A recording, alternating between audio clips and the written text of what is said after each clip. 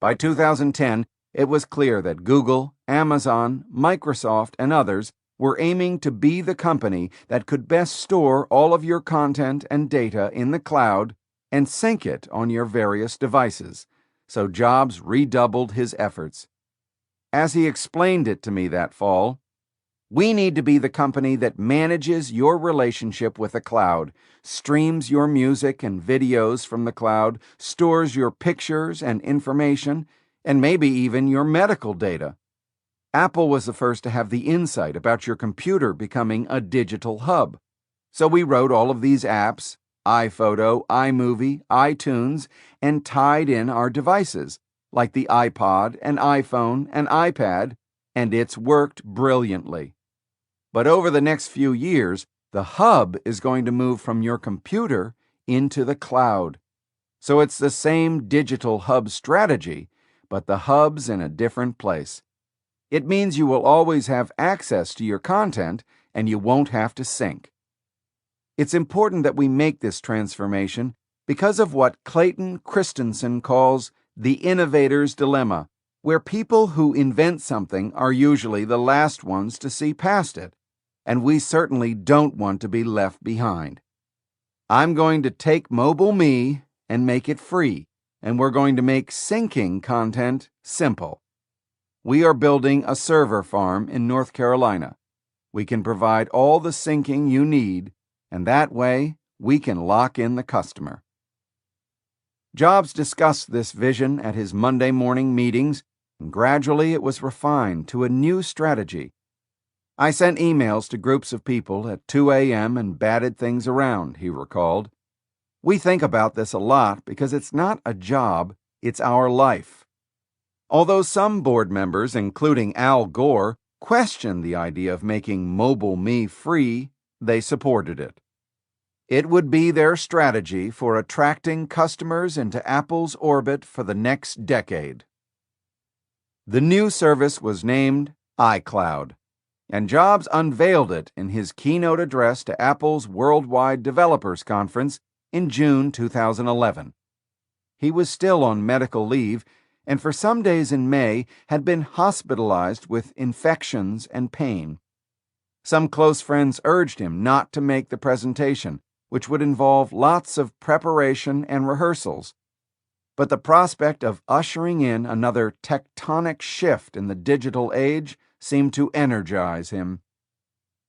When he came on stage at the San Francisco Convention Center, he was wearing a Von Rosen black cashmere sweater on top of his usual Issey Miyake black turtleneck, and he had thermal underwear beneath his blue jeans.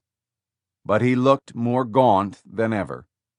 The crowd gave him a prolonged standing ovation. "That always helps, and I appreciate it," he said. But within minutes, Apple's stock dropped more than $4 to $340. He was making a heroic effort, but he looked weak. He handed the stage over to others to demo the new operating systems for Macs and mobile devices, then came back on to show off iCloud himself. "About 10 years ago, we had one of our most important insights," he said. "The PC was going to become the hub for your digital life, your videos, your photos, your music. But it has broken down in the last few years. Why?" He riffed about how hard it was to get all of your content synced to each of your devices. If you have a song you've downloaded on your iPad, a picture you've taken on your iPhone, and a video you've stored on your computer, you can end up feeling like an old-fashioned switchboard operator as you plug USB cables in and out of things to get the content shared. "Keeping these devices in sync is driving us crazy," he said to great laughter. "We have a solution. It's our next big insight. We are going to demote the PC and the Mac to be just a device, and we are going to move the digital hub into the cloud." Jobs was well aware that this big insight was in fact not really new. Indeed, he joked about Apple's previous attempt. You may think, Why should I believe them? They're the ones who brought me Mobile Me." The audience laughed nervously. Let me just say it wasn't our finest hour. But as he demonstrated iCloud, it was clear that it would be better. Mail, contacts, and calendar entries synced instantly. So did apps, photos, books, and documents. Most impressive, Jobs and Eddie Q had made deals with the music companies, unlike the folks at Google and Amazon. Apple would have 18 million songs on its cloud servers. If you had any of these on any of your devices or computers, whether you had bought it legally or pirated it, Apple would let you access a high-quality version of it on all of your devices without having to go through the time and effort to upload it to the cloud. "It all just works," he said. That simple concept, that everything would just work seamlessly, was, as always, Apple's competitive advantage. Of course, it worked seamlessly only if you were using an Apple device and stayed within Apple's gated garden. That produced another benefit for Apple: customer stickiness. Once you began using iCloud, it would be difficult to switch to a Kindle or Android device. Your music and other content would not sync to them. In fact, they might not even work. It was the culmination of 3 decades spent eschewing open systems. "We thought about whether we should do a music client for Android," Jobs told me over breakfast the next morning. "We put iTunes on Windows in order to sell more iPods. But I don't see an advantage of putting our music app on Android, except to make Android users happy. And I don't want to make Android users happy." A new campus. When Jobs was 13, he had looked up Bill Hewlett in the phone book, called him to score a part he needed for a frequency counter he was trying to build, and ended up getting a summer job at the instruments division of Hewlett-Packard. That same year, HP bought some land in Cupertino to expand its calculator division.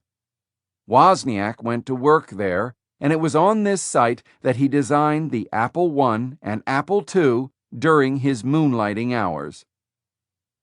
When HP decided in 2010 to abandon its Cupertino campus, which was just about a mile east of Apple's One Infinite Loop headquarters, Jobs quietly arranged to buy it and the adjoining property.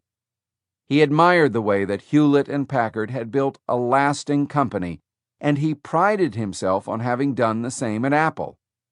Now he wanted a showcase headquarters, something that no West Coast technology company had.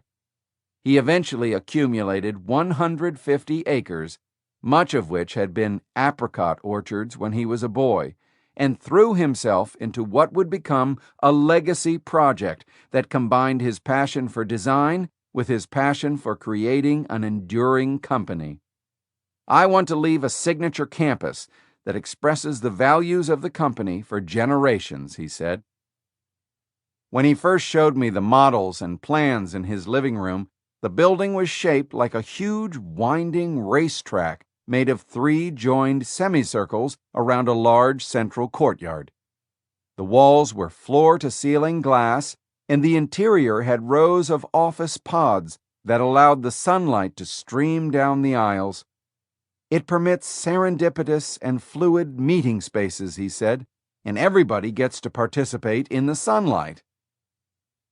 The next time he showed me the plans, a month later, we were in Apple's large conference room across from his office, where a model of the proposed building covered the table. He had made a major change. The pods would all be set back from the windows so that long corridors would be bathed in sun. These would also serve as the common spaces. There was a debate with some of the architects who wanted to allow the windows to be opened. Jobs had never liked the idea of people being able to open things. That would just allow people to screw things up, he declared. On that, as on other details, he prevailed. When he got home that evening, Jobs showed off the drawings at dinner, and Reed joked that the aerial view reminded him of male genitalia. His father dismissed the comment as reflecting the mindset of a teenager, but the next day he mentioned the comment to the architects. "Unfortunately, once I've told you that, you're never going to be able to erase that image from your mind," he said.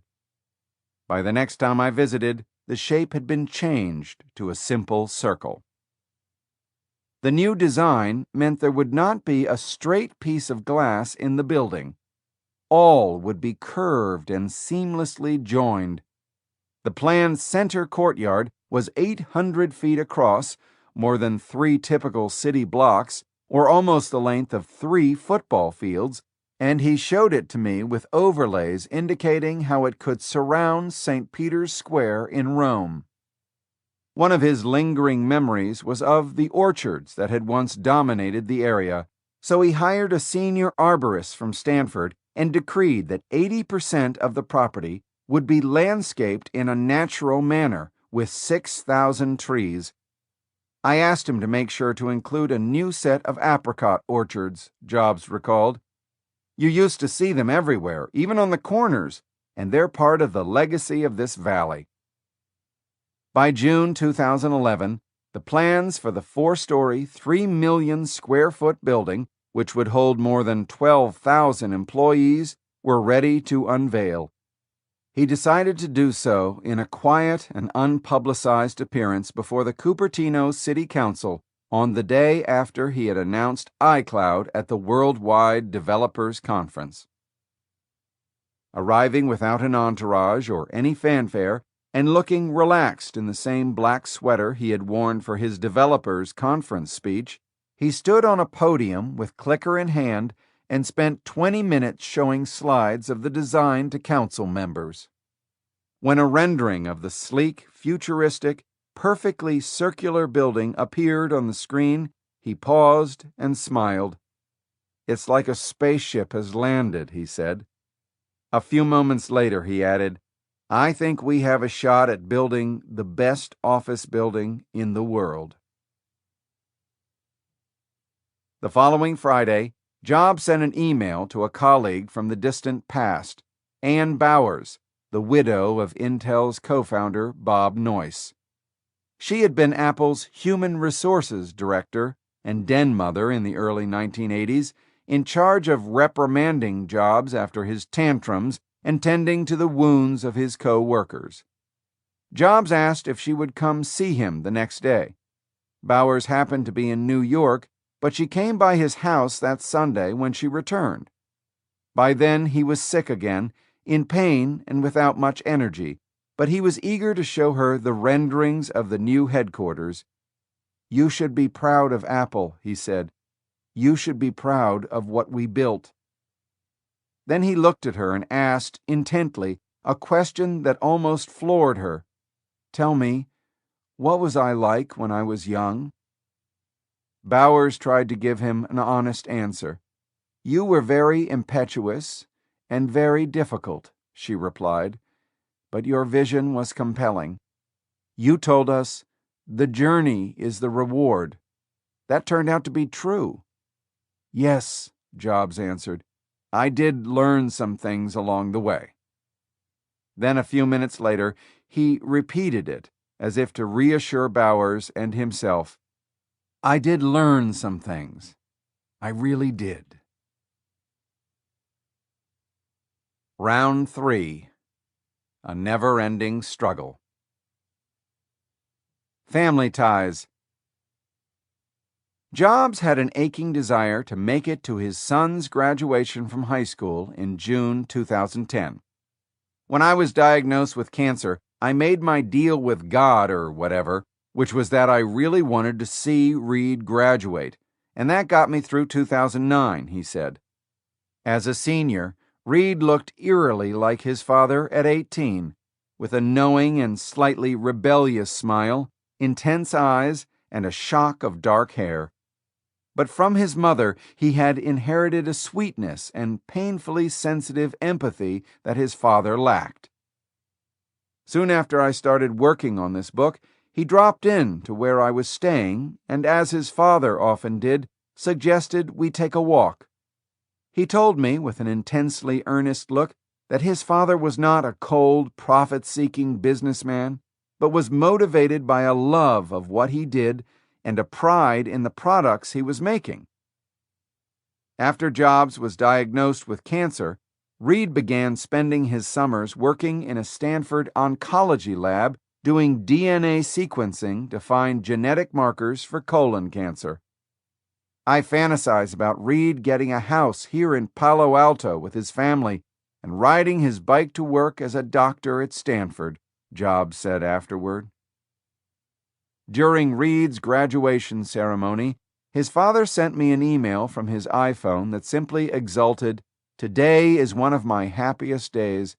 Reed is graduating from high school, right now, and against all odds, I am here."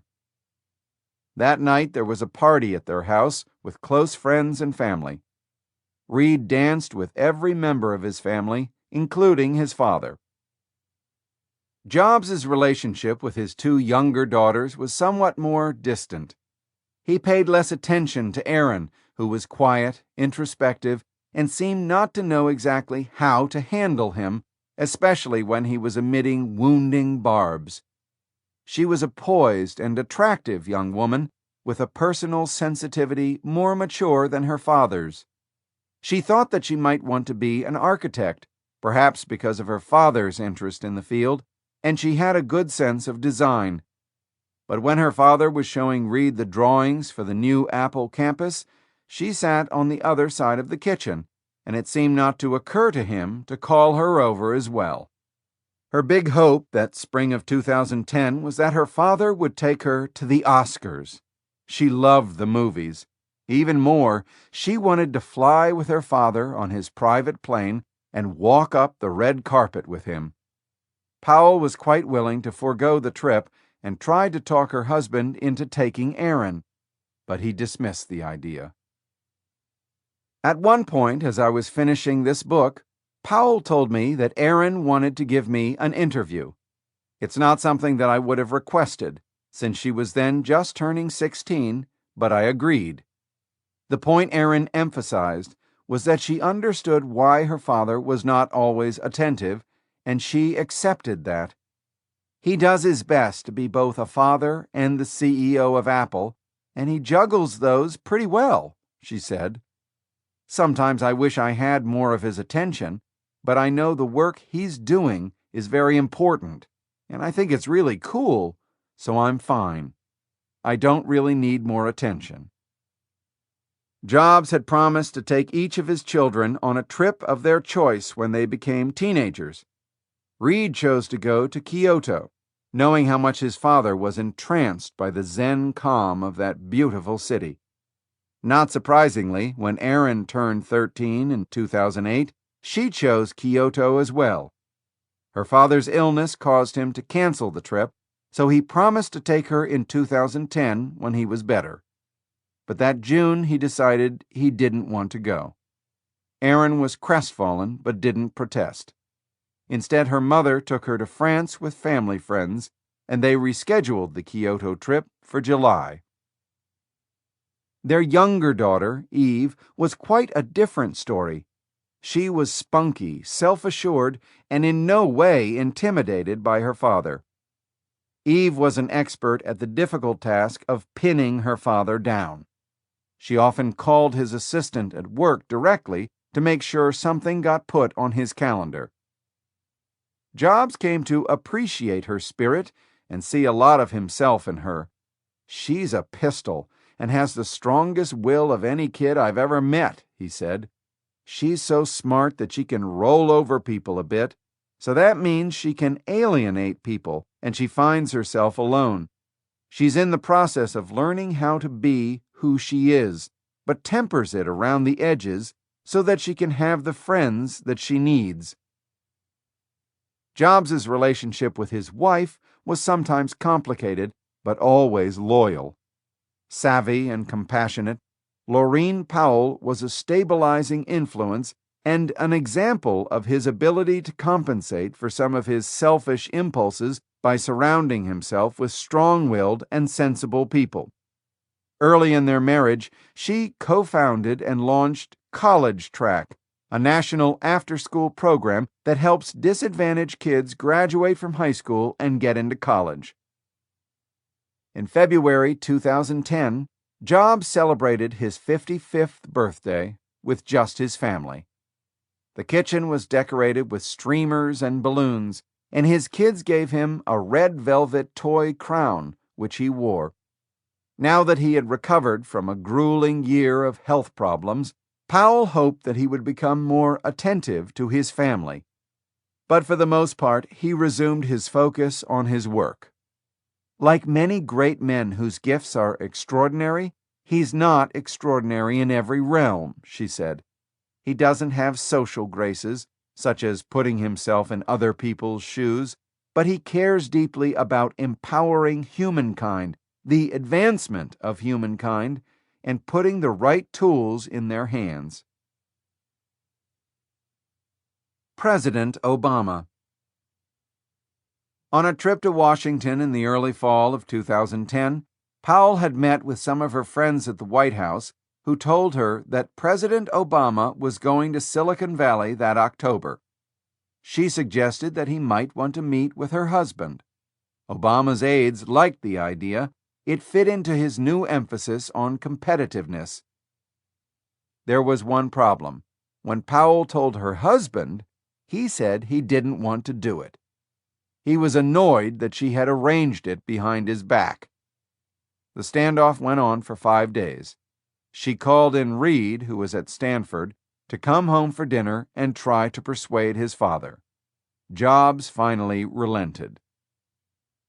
The meeting actually lasted 45 minutes, and Jobs did not hold back. "You're headed for a one-term presidency," Jobs told Obama at the outset. To prevent that, he said, the administration needed to be a lot more business-friendly. He described how easy it was to build a factory in China and said that it was almost impossible to do so these days in America, largely because of regulations and unnecessary costs. Jobs also attacked America's education system, saying that it was hopelessly antiquated and crippled by union work rules. Until the teachers' unions were broken, there was almost no hope for education reform. Teachers should be treated as professionals, he said, not as industrial assembly line workers. Principals should be able to hire and fire them based on how good they were. In February 2011, John Doerr, the venture capitalist who had become one of Jobs' close friends, hosted a small dinner for President Obama in Silicon Valley. Jobs, sitting next to the president, kicked off the dinner by saying, "Regardless of our political persuasions, I want you to know that we're here to do whatever you ask to help our country." Despite that, the dinner initially became a litany of suggestions of what the president could do for the businesses there. Doerr was able to refocus the discussion by calling on everyone to suggest a list of action items. When Jobs' turn came, he stressed the need for more trained engineers and suggested that any foreign students who earned an engineering degree in the United States should be given a visa to stay in the country. Obama said that could be done only in the context of the DREAM Act, which would allow illegal aliens who arrived as minors and finished high school to become legal residents, something that the Republicans had blocked. Jobs found this an annoying example of how politics can lead to paralysis. "The president is very smart, but he kept explaining to us reasons why things can't get done," he recalled. "It infuriates me." Jobs went on to urge that a way be found to train more American engineers. Apple had 700,000 factory workers employed in China, he said, and that was because it needed 30,000 engineers on site to support those workers. "You can't find that many in America to hire," he said. These factory engineers did not have to be PhDs or geniuses. They simply needed to have basic engineering skills for manufacturing. Tech schools, community colleges, or trade schools could train them. If you could educate these engineers, he said, we could move more manufacturing plants here. The argument made a strong impression on the president. 2 or 3 times over the next month, he told his aides, we've got to find ways to train those 30,000 manufacturing engineers that Jobs told us about. Jobs was pleased that Obama followed up, and they talked by telephone a few times after the meeting. He offered to help create Obama's political ads for the 2012 campaign. He had made the same offer in 2008, but he'd become annoyed when Obama's strategist, David Axelrod, wasn't totally deferential. I think political advertising is terrible. I'd love to get Lee Clow out of retirement, and we can come up with great commercials for him, Jobs told me a few weeks after the dinner. Jobs had been fighting pain all week, but the talk of politics energized him. Every once in a while, a real ad pro gets involved, the way Hal Riney did with It's Morning in America for Reagan's re-election in 1984. So that's what I'd like to do for Obama. Third medical leave, 2011. The cancer always sent signals as it reappeared. Jobs had learned that. Another such downturn began in early November 2010. He was in pain, stopped eating, and had to be fed intravenously by a nurse who came to the house. By Christmas, he was down to 115 pounds, which was more than 50 pounds below his normal weight. By the beginning of 2011, his doctors detected evidence of new tumors. The cancer-related signaling further exacerbated his loss of appetite, and they were struggling to determine how much drug therapy his body, in its emaciated condition, would be able to take. Every inch of his body felt like it had been punched, he told friends, as he moaned and sometimes doubled over in pain. Pictures and videos of Jobs looking emaciated began to appear online, and soon rumors were swirling about how sick he was. The problem, Powell realized, was that the rumors were true, and they were not going to go away. Jobs had agreed only reluctantly to go on medical leave 2 years earlier when his liver was failing, and this time he also resisted the idea. It would be like leaving his homeland, unsure that he would ever return. When he finally bowed to the inevitable, in January 2011, the board members were expecting it. The telephone meeting in which he told them that he wanted another leave took only 3 minutes. Tim Cook would again take charge of day-to-day operations. The following Saturday afternoon, Jobs allowed his wife to convene a meeting of his doctors. He realized that he was facing the type of problem that he never permitted at Apple. His treatment was fragmented rather than integrated. One of the big issues in the healthcare industry is the lack of caseworkers or advocates that are the quarterback of each team, Powell said. This was particularly true at Stanford, where nobody seemed in charge of figuring out how nutrition was related to pain care and to oncology. So Powell asked the various Stanford specialists to come to their house for a meeting that also included some outside doctors with a more aggressive and integrated approach, such as David Agus of USC. They agreed on a new regimen for dealing with the pain and for coordinating the other treatments. Visitors. When his 2011 medical leave was announced, the situation seemed so dire that Lisa Brennan Jobs got back in touch after more than a year and arranged to fly from New York the following week. Her relationship with her father had been built on layers of resentment. She was understandably scarred by having been pretty much abandoned by him for her first 10 years. The visit went well. Jobs was beginning to feel a little better, and he was in a mood to mend fences and express his affection for those around him.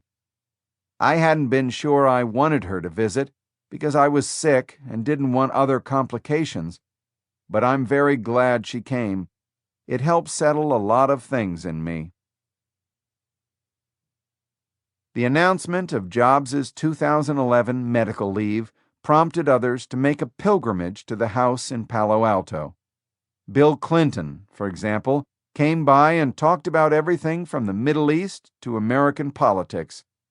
But the most poignant visit was from the other tech prodigy born in 1955, the guy who, for more than 3 decades, had been Jobs' rival and partner in defining the age of personal computers.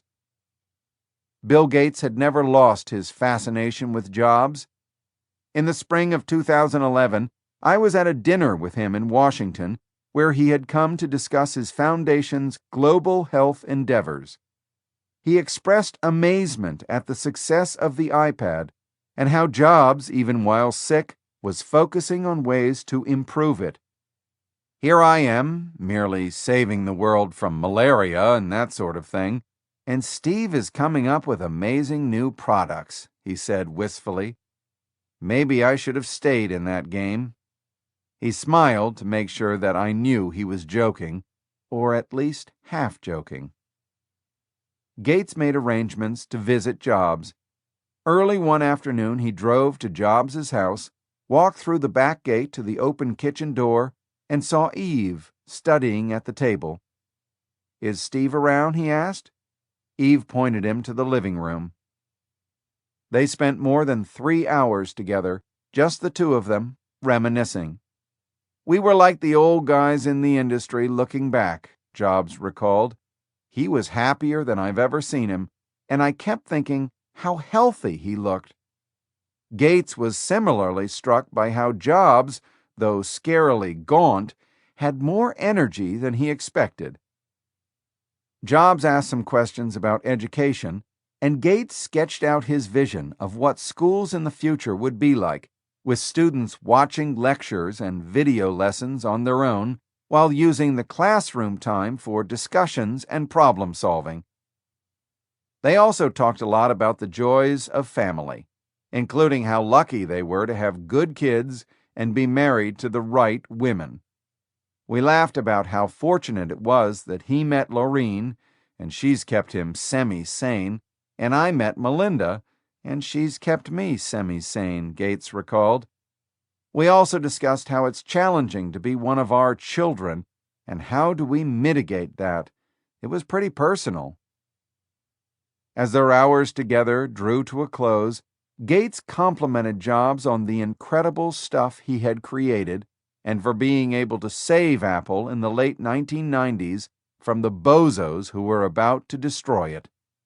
He even made an interesting concession.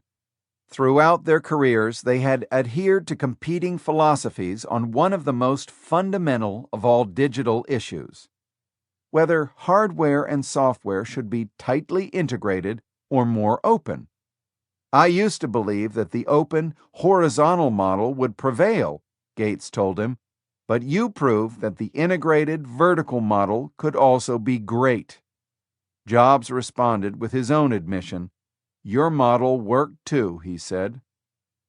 But after recounting their discussion, Gates added a caveat. "The integrated approach works well when Steve is at the helm, but it doesn't mean it will win many rounds in the future." Jobs similarly felt compelled to add a caveat about Gates after describing their meeting. Of course, his fragmented model worked, but it didn't make really great products.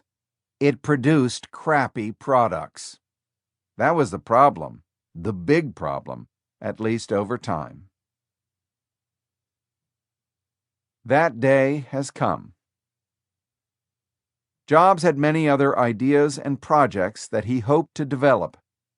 He wanted to disrupt the textbook industry and save the spines of spavined students bearing backpacks by creating electronic texts and curriculum material for the iPad. He was also working with Bill Atkinson, his friend from the original Macintosh team, on devising new digital technologies that worked at the pixel level to allow people to take great photographs using their iPhones, even in situations without much light. And he very much wanted to do for television sets what he had done for computers, music players, and phones, make them simple and elegant. I'd like to create an integrated television set that is completely easy to use, he told me. It would be seamlessly synced with all of your devices and with iCloud. No longer would users have to fiddle with complex remotes for DVD players and cable channels. It will have the simplest user interface you could imagine. I finally cracked it. But by July 2011, his cancer had spread to his bones and other parts of his body, and his doctors were having trouble finding targeted drugs that could beat it back. He was in pain, sleeping erratically, had little energy, and stopped going to work. He and Powell had reserved a sailboat for a family cruise scheduled for the end of that month, but those plans were scuttled. He was eating almost no solid food, and he spent most of his days in his bedroom watching television. In August, I got a message that he wanted me to come visit. When I arrived at his house, at mid-morning on a Saturday, he was still asleep, so I sat with his wife and kids in the garden, filled with a profusion of yellow roses and various types of daisies, until he sent word that I should come in. I found him curled up on the bed, wearing khaki shorts and a white turtleneck. His legs were shockingly stick-like, but his smile was easy and his mind quick. "We better hurry, because I have very little energy," he said. He wanted to show me some of his personal pictures and let me pick a few to use in the book. Because he was too weak to get out of bed, he pointed to various drawers in the room, and I carefully brought him the photographs in each. As I sat on the side of the bed, I held them up, one at a time, so he could see them. Some prompted stories, others merely elicited a grunt or a smile. I had never seen a picture of his father, Paul Jobs, and I was startled when I came across a snapshot of a handsome, hardscrabble 1950s dad holding a toddler. "Yes, that's him," he said. "You can use it." He then pointed to a box near the window that contained a picture of his father looking at him lovingly at his wedding. "He was a great man," Jobs said quietly. I murmured something along the lines of, "He would have been proud of you." Jobs corrected me. He was proud of me. For a while, the pictures seemed to energize him. We discussed what various people from his past, ranging from Tina Redsey to Mike Markkula to Bill Gates, now thought of him. I recounted what Gates had said after he described his last visit with Jobs, which was that Apple had shown that the integrated approach could work, but only when Steve is at the helm. Jobs thought that was silly. Anyone could make better products that way, not just me, he said. So I asked him to name another company that made great products by insisting on end-to-end integration. He thought for a while, trying to come up with an example. "The car companies," he finally said, but then he added, "or at least they used to." When our discussion turned to the sorry state of the economy and politics, he offered a few sharp opinions about the lack of strong leadership around the world. "I'm disappointed in Obama," he said. "He's having trouble leading because he's reluctant to offend people or piss them off." He caught what I was thinking and assented with a little smile. "Yes, that's not a problem I ever had." After 2 hours, he grew quiet, so I got off the bed and started to leave. "Wait," he said, as he waved me to sit back down. It took a minute or two for him to regain enough energy to talk. "I had a lot of trepidation about this project," he finally said, referring to his decision to cooperate with this book. "I was really worried." "Why did you do it?" I asked. "I wanted my kids to know me," he said. "I wasn't always there for them, and I wanted them to know why and to understand what I did. Also, when I got sick, I realized other people would write about me if I died, and they wouldn't know anything. They'd get it all wrong. So I wanted to make sure someone heard what I had to say. He had never, in 2 years, asked anything about what I was putting in the book or what conclusions I had drawn. But now he looked at me and said, "I know there will be a lot in your book I won't like." It was more a question than a statement, and when he stared at me for a response, I nodded, smiled, and said I was sure that would be true. "That's good," he said. "Then it won't seem like an in-house book. I won't read it for a while because I don't want to get mad. Maybe I'll read it in a year, if I'm still around." By then his eyes were closed and his energy gone, so I quietly took my leave. As his health deteriorated throughout the summer, Jobs slowly began to face the inevitable. He would not be returning to Apple as CEO. So it was time for him to resign. One of the things I wanted to do for Apple was to set an example of how you do a transfer of power right, he told me. He joked about all the rough transitions that had occurred at the company over the past 35 years. "It's always been a drama, like a third world country. Part of my goal has been to make Apple the world's best company, and having an orderly transition is key to that." The best time and place to make the transition, he decided, was at the company's regularly scheduled August 24th board meeting. He was eager to do it in person rather than merely send in a letter or attend by phone, so he had been pushing himself to eat and regain strength. The day before the meeting, he decided he could make it, but he needed the help of a wheelchair. Arrangements were made to have him driven to headquarters and wheeled to the boardroom as secretly as possible. He arrived just before 11 a.m. when the other board members were finishing committee reports and other routine business.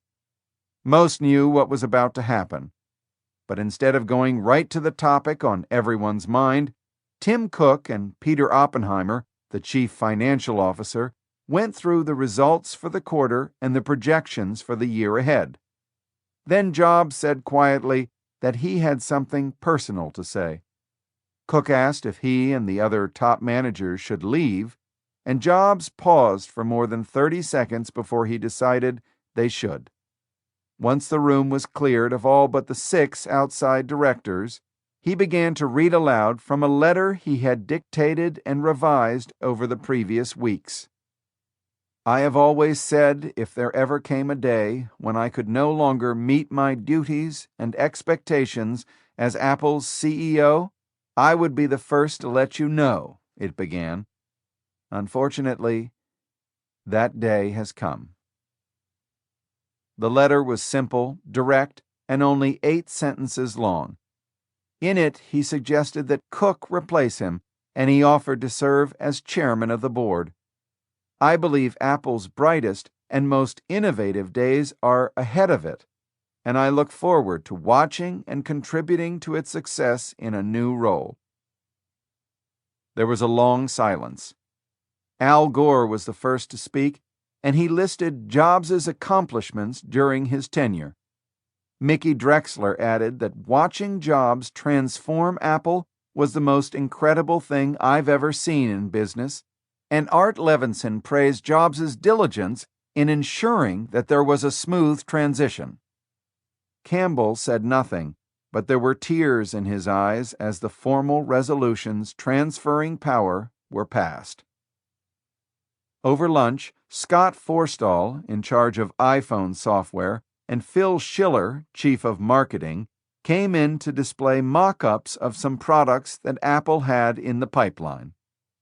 Jobs peppered them with questions and thoughts, especially about what capacities the 4th-generation cellular networks might have and what features needed to be in future phones. At one point, Forstall showed off a voice recognition app. As he feared, Jobs grabbed the phone in the middle of the demo and proceeded to see if he could confuse it.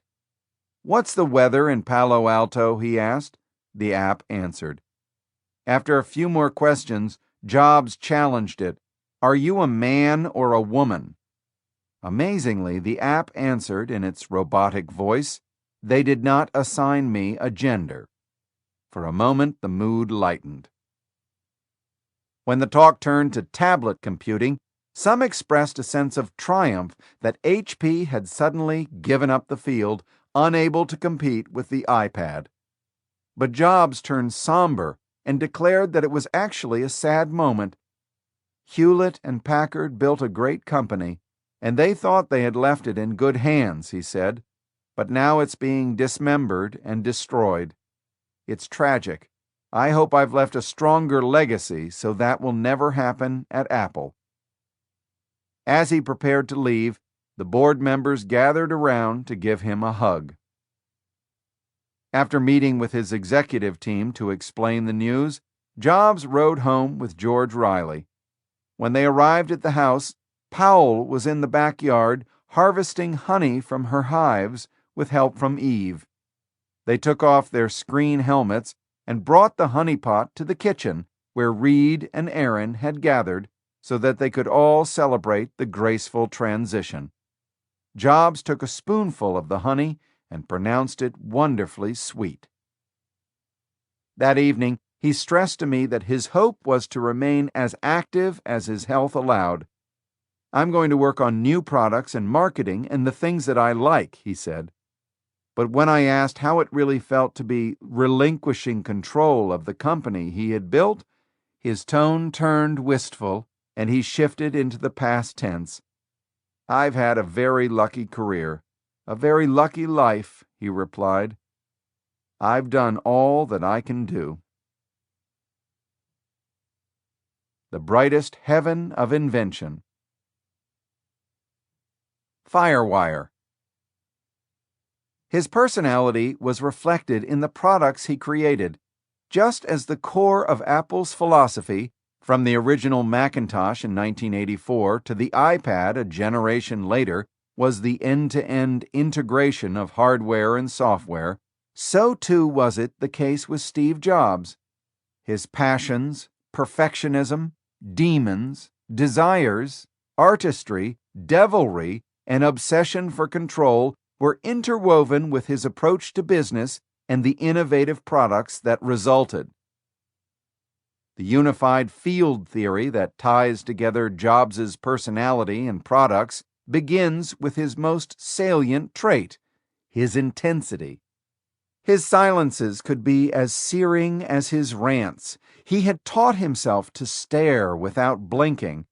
Sometimes this intensity was charming in a geeky way, such as when he was explaining the profundity of Bob Dylan's music, or why whatever product he was unveiling at that moment was the most amazing thing that Apple had ever made. At other times, it could be terrifying, such as when he was fulminating about Google or Microsoft ripping off Apple. This intensity encouraged a binary view of the world. Colleagues referred to the hero/shithead dichotomy. You were either one or the other, sometimes on the same day. The same was true of products, ideas, even food. Something was either the best thing ever or it was shitty, brain-dead, inedible. As a result, any perceived flaw could set off a rant. The finish on a piece of metal, the curve of the head of a screw, the shade of blue on a box, the intuitiveness of a navigation screen. He would declare them to completely suck until that moment when he suddenly pronounced them absolutely perfect. He thought of himself as an artist, which he was, and he indulged in the temperament of one. His quest for perfection led to his compulsion for Apple to have end-to-end control of every product that it made. He got hives or worse when contemplating great Apple software running on another company's crappy hardware, and he likewise was allergic to the thought of unapproved apps or content polluting the perfection of an Apple device. This ability to integrate hardware and software and content into one unified system enabled him to impose simplicity. The astronomer Johannes Kepler declared that nature loves simplicity and unity. So did Steve Jobs. This instinct for integrated systems put him squarely on one side of the most fundamental divide in the digital world: open versus closed. The hacker ethos handed down from the homebrew computer club favored the open approach, in which there was little centralized control and people were free to modify hardware and software, share code, write to open standards, shun proprietary systems, and have content and apps that were compatible with a variety of devices and operating systems. The young Wozniak was in that camp. The Apple II he designed was easily opened and sported plenty of slots and ports that people could jack into as they pleased. With the Macintosh, Jobs became a founding father of the other camp. The Macintosh would be like an appliance, with the hardware and software tightly woven together and closed to modifications. The hacker ethos would be sacrificed in order to create a seamless and simple user experience.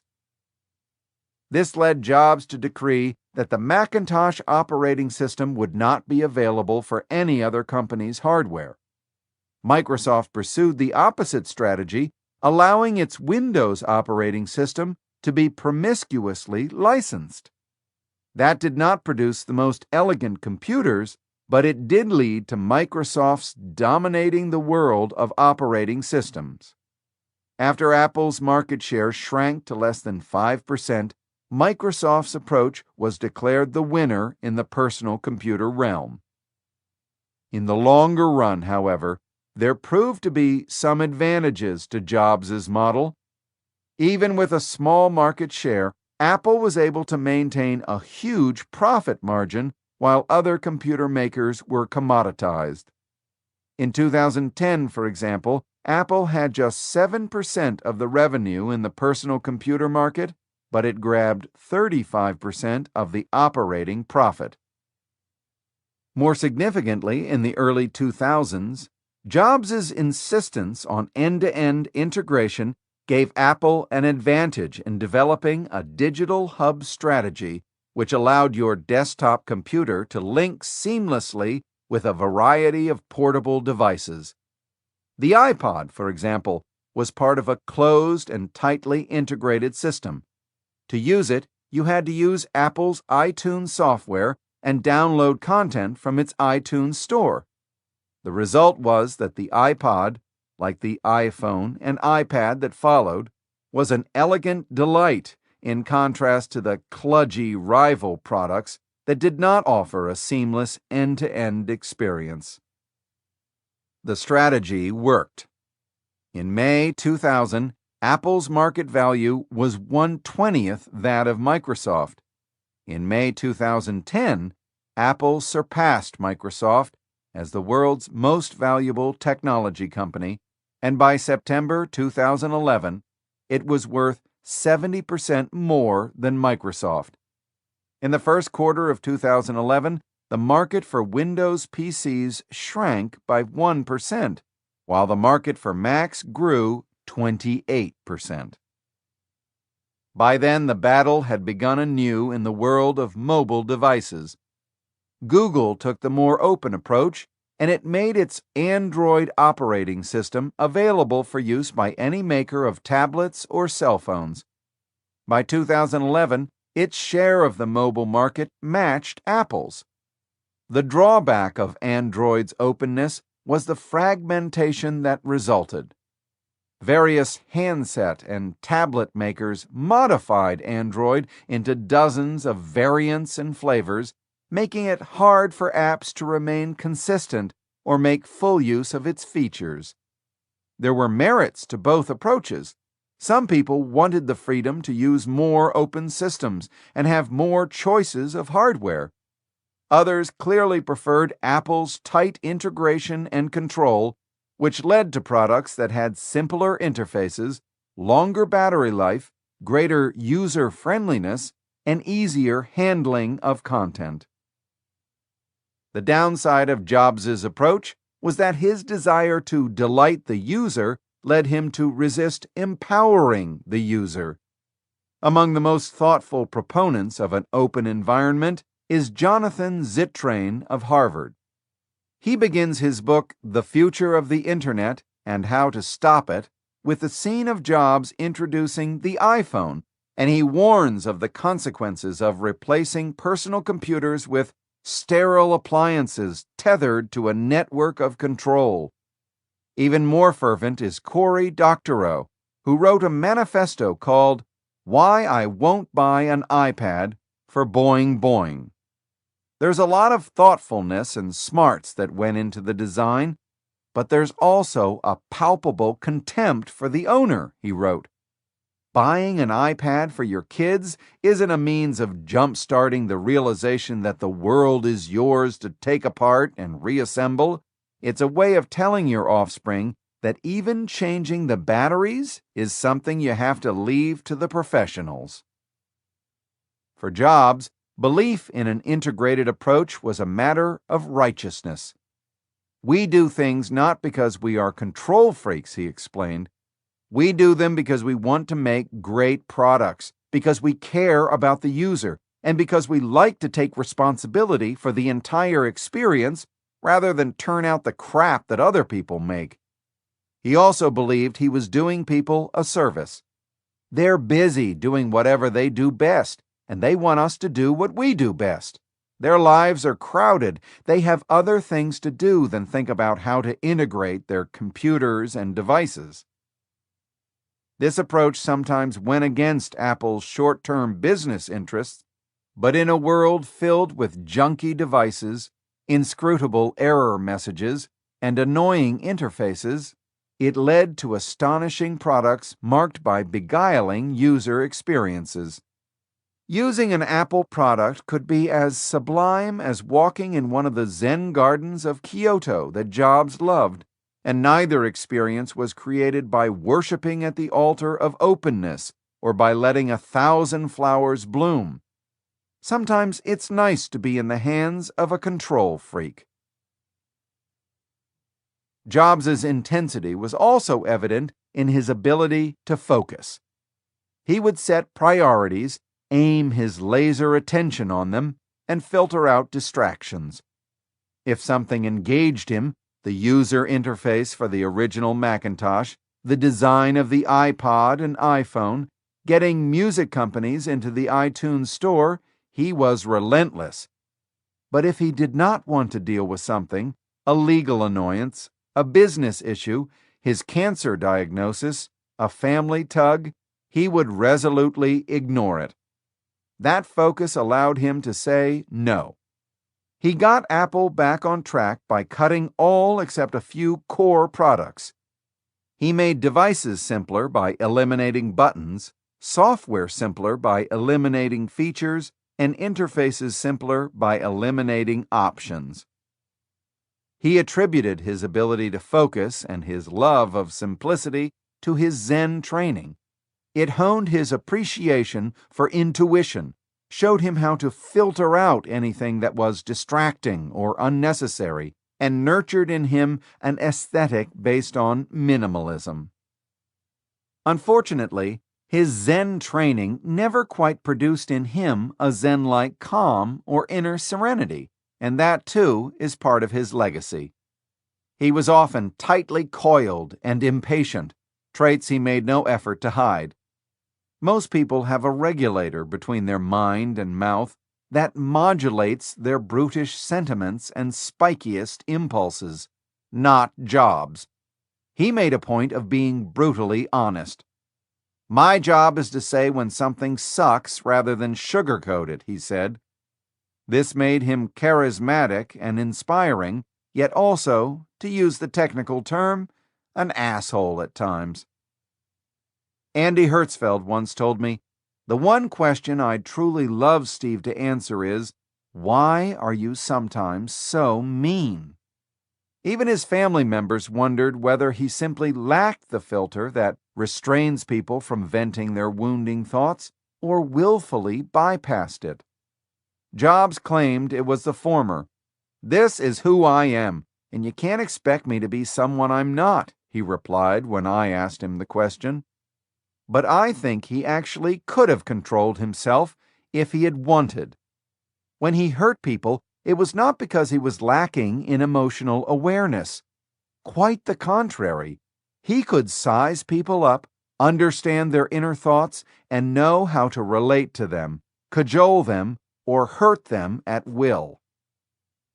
The nasty edge to his personality was not necessary.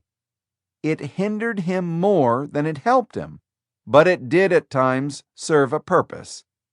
Polite and velvety leaders who take care to avoid bruising others are generally not as effective at forcing change.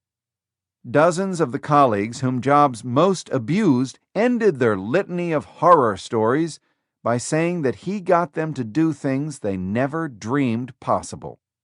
And he created a corporation crammed with A players.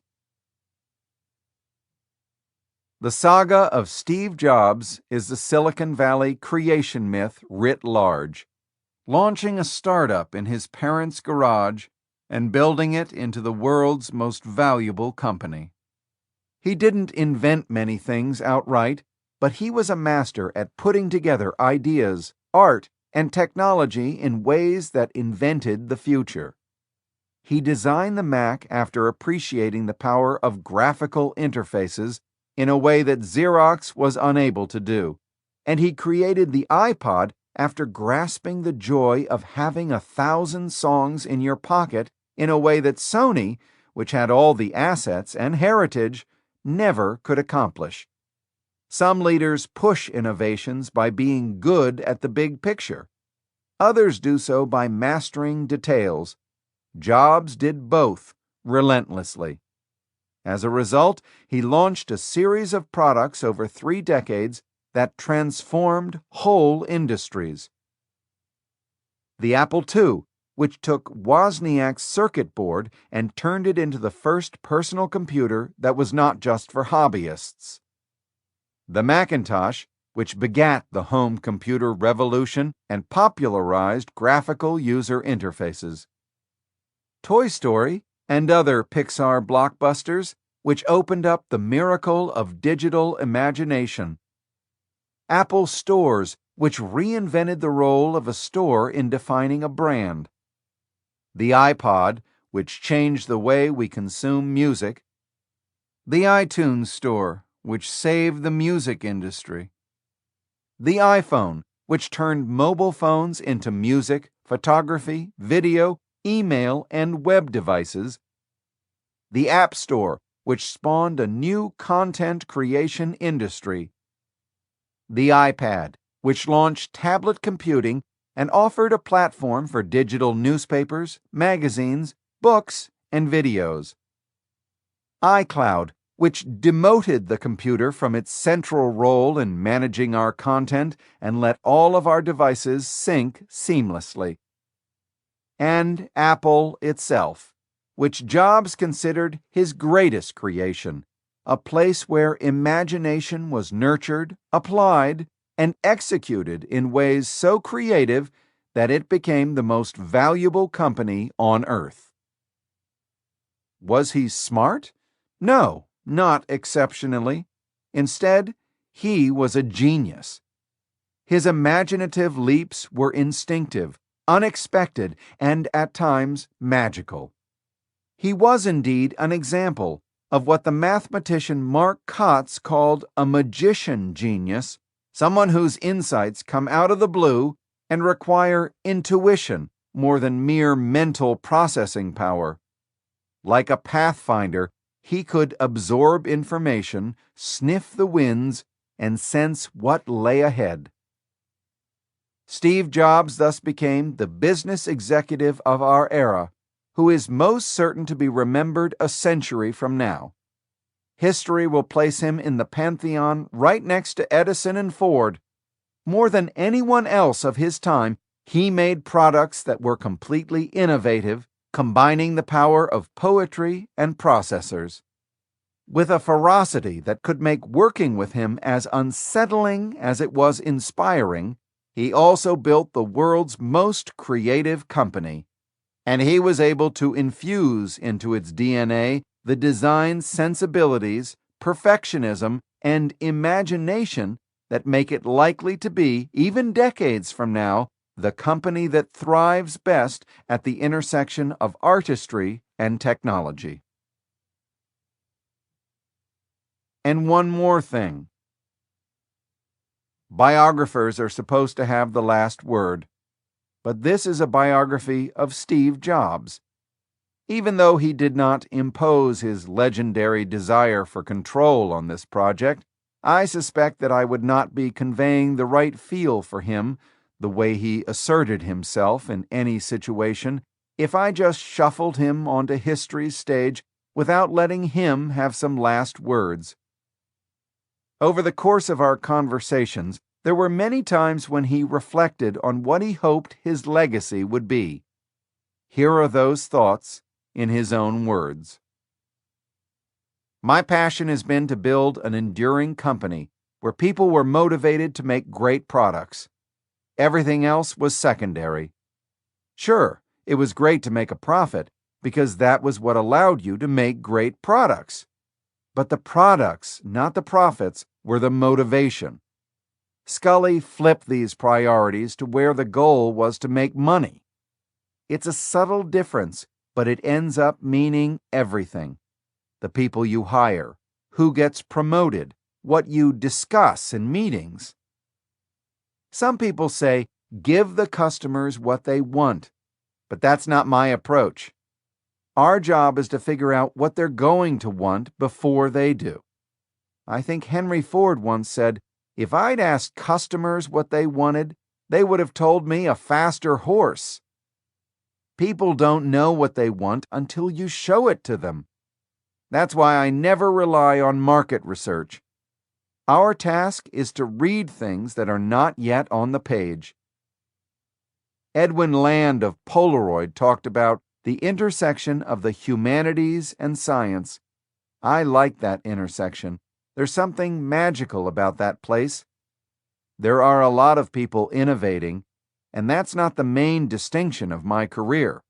The reason Apple resonates with people is that there's a deep current of humanity in our innovation.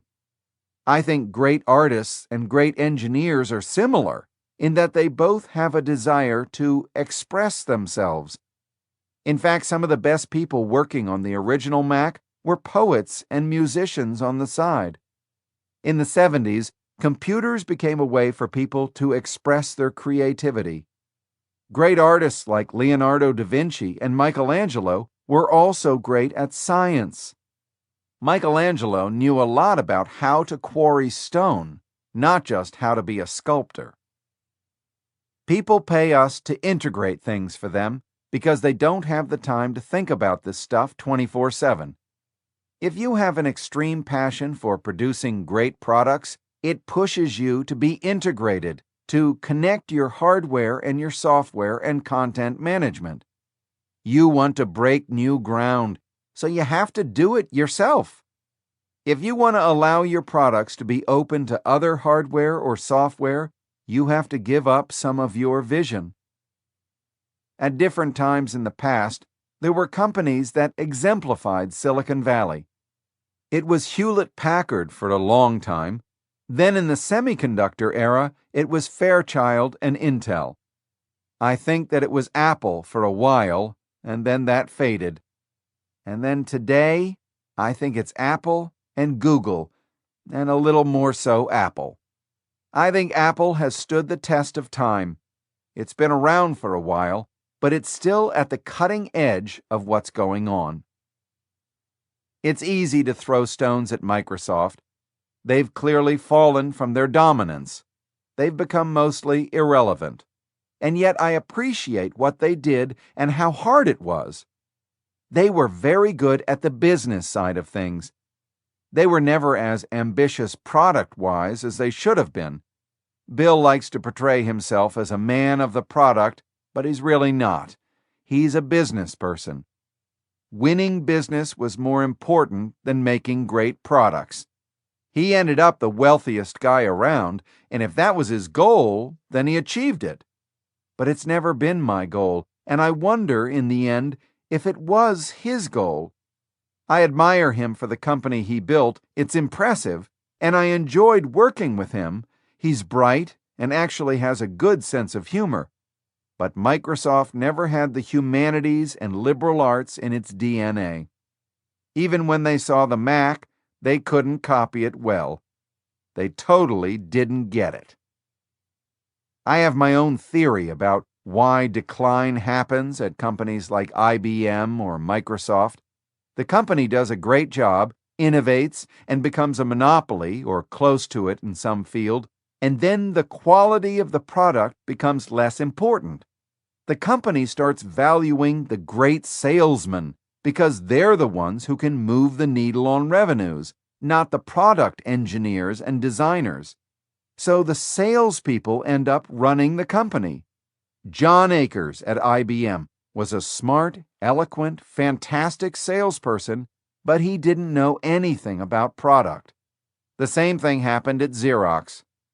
When the sales guys run the company, the product guys don't matter so much, and a lot of them just turn off. It happened at Apple when Scully came in, which was my fault, and it happened when Ballmer took over at Microsoft. Apple was lucky, and it rebounded, but I don't think anything will change at Microsoft as long as Ballmer is running it. I hate it when people call themselves entrepreneurs, when what they're really trying to do is launch a startup and then sell or go public so they can cash in and move on. They're unwilling to do the work it takes to build a real company, which is the hardest work in business. That's how you really make a contribution and add to the legacy of those who went before. You build a company that will still stand for something a generation or two from now. That's what Walt Disney did, and Hewlett and Packard, and the people who built Intel. They created a company to last, not just to make money. That's what I want Apple to be. I don't think I run roughshod over people, but if something sucks, I tell people to their face. It's my job to be honest. I know what I'm talking about, and I usually turn out to be right. That's the culture I tried to create. We are brutally honest with each other, and anyone can tell me they think I'm full of shit, and I can tell them the same. And we've had some rip-roaring arguments where we are yelling at each other, and it's some of the best times I've ever had. I feel totally comfortable saying, "Ron, that store looks like shit," in front of everyone else. Or I might say, "God, we really fucked up the engineering on this," in front of the person that's responsible. That's the ante for being in the room.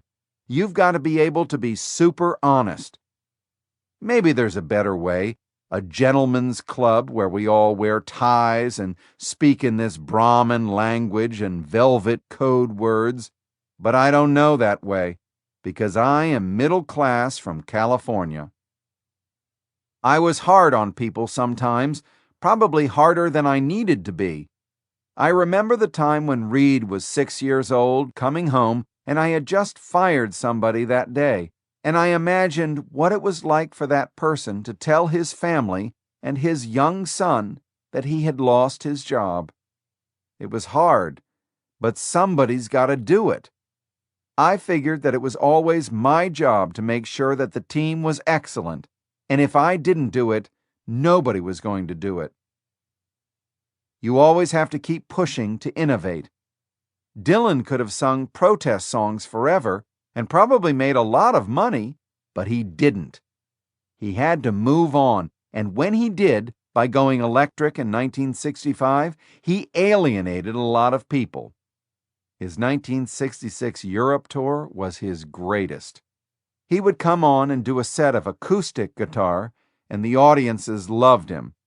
Then he brought out what became the band, and they would all do an electric set, and the audience sometimes booed.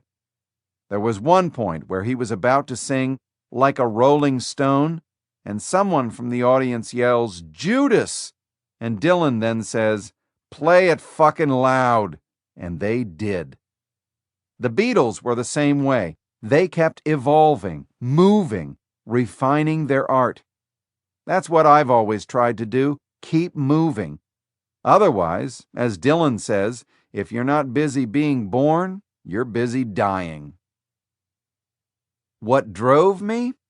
I think most creative people want to express appreciation for being able to take advantage of the work that's been done by others before us.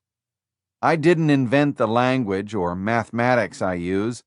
I make little of my own food, none of my own clothes. Everything I do depends on other members of our species and the shoulders that we stand on. And a lot of us want to contribute something back to our species and to add something to the flow. It's about trying to express something in the only way that most of us know how, because we can't write Bob Dylan songs or Tom Stoppard plays. We try to use the talents we do have to express our deep feelings, to show our appreciation of all the contributions that came before us, and to add something to that flow. That's what has driven me. Coda. One sunny afternoon, when he wasn't feeling well, Job sat in the garden behind his house and reflected on death. He talked about his experiences in India almost 4 decades earlier, his study of Buddhism, and his views on reincarnation and spiritual transcendence. "I'm about 50-50 on believing in God," he said. "For most of my life, I felt that there must be more to our existence than meets the eye." He admitted that as he faced death, he might be overestimating the odds out of a desire to believe in an afterlife.